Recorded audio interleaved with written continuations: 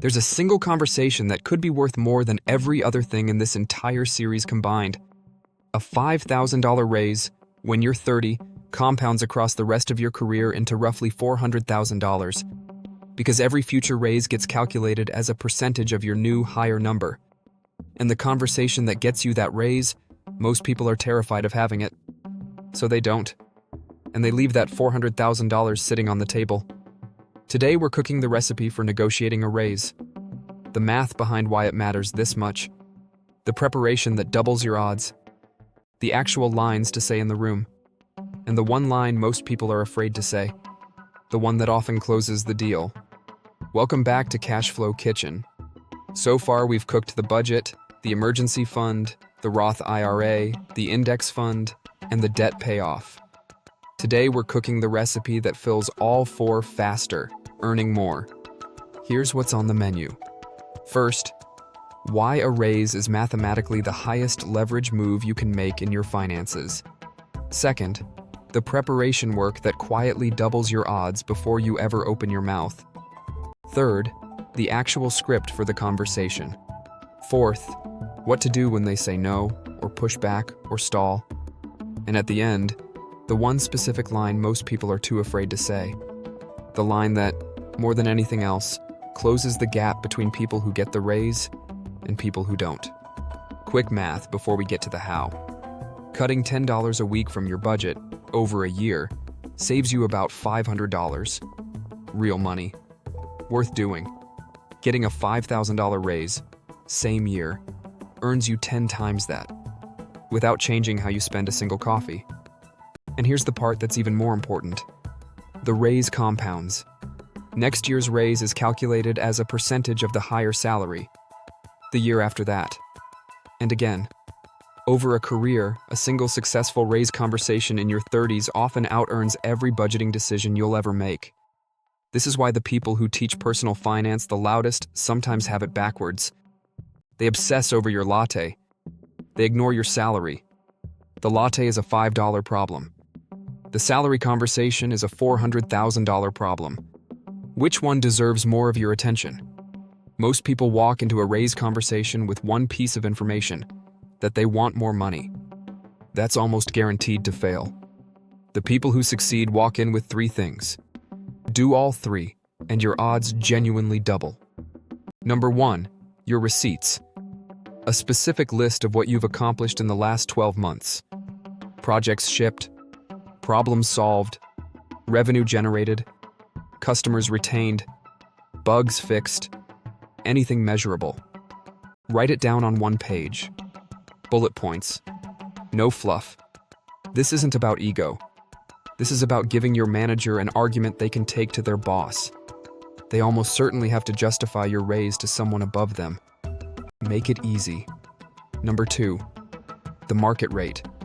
Know what someone in your role, with your experience, in your location, earns at comparable companies. Sites like comparable salary databases, professional networks, and recruiter conversations can all help. Don't make this up. Have real data. Number three, your specific number. Not a range. Not, I'd like more, a specific dollar figure. Usually somewhere 10 to 20% above your current salary if you're underpaid, less if you're already near market. People who walk in without a number get whatever number the company offers them, which is rarely the best one. Now, the conversation itself. Request a real meeting. Not a hallway ambush, not a Slack message, a scheduled 20 to 30-minute conversation about your compensation.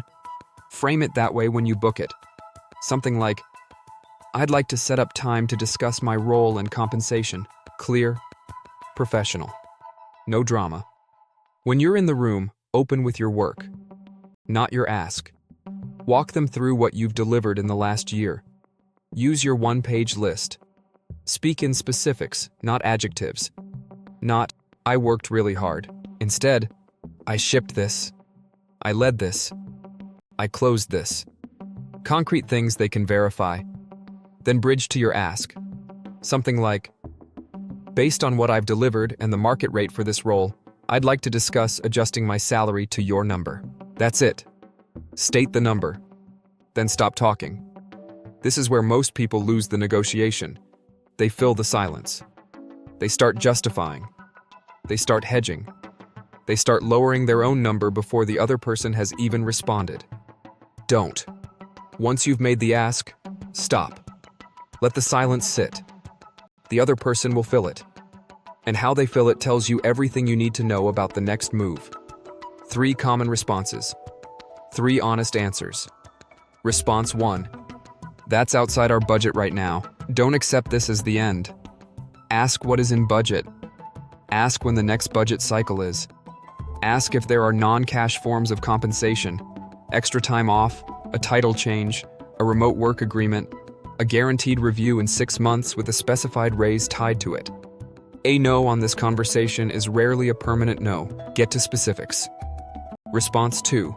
We'll need to think about it. Fine. Set a date for the follow-up. Don't let it disappear. Great. Can we plan to revisit this by date? Putting it on a calendar transforms a vague maybe into a concrete decision point. Response 3. You're already paid fairly. This is where your market research earns its keep. Pull out the comparable numbers. Calmly.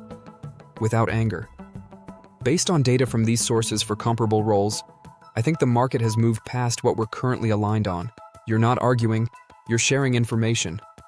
The single most important thing in all of these, don't get emotional. Don't get apologetic. Don't get aggressive. Treat it like a business conversation, because that's exactly what it is. Now, the line I promised. The one most people are too afraid to say. The one that, more than anything else, closes the deal. What would it take for me to earn that? Read in the wrong tone, it can sound defensive. Read in the right tone, it transforms the conversation. Here's why. When they say no, most people retreat. They thank the manager, walk out, and tell themselves they tried. That conversation is over. Nothing changes. When you ask, what would it take? You're forcing your manager to either give you a real answer or admit there isn't one. Either response is useful. If they give you a real answer, you'd need to hit X target or take on Y responsibility. That's a roadmap. You now know exactly what to deliver in the next 6 months to get the yes. If they can't give you a real answer, that tells you something even more important. It tells you the no isn't based on performance. It's based on something else, possibly company politics, possibly the company doesn't value retaining you. That's information you need. Either way, you didn't lose. You either got a plan or you got clarity. Both beat walking out the way you walked in. That one line, said calmly, without apology, is the difference between a closed door and an open one. Most people never say it. That's the recipe. Know that the math favors raises far more than budget cuts. Prep your receipts, your market data, and your specific number. Open with your work, ask cleanly, then stop talking. Handle pushback with calm and data. And don't be afraid to ask what it would take.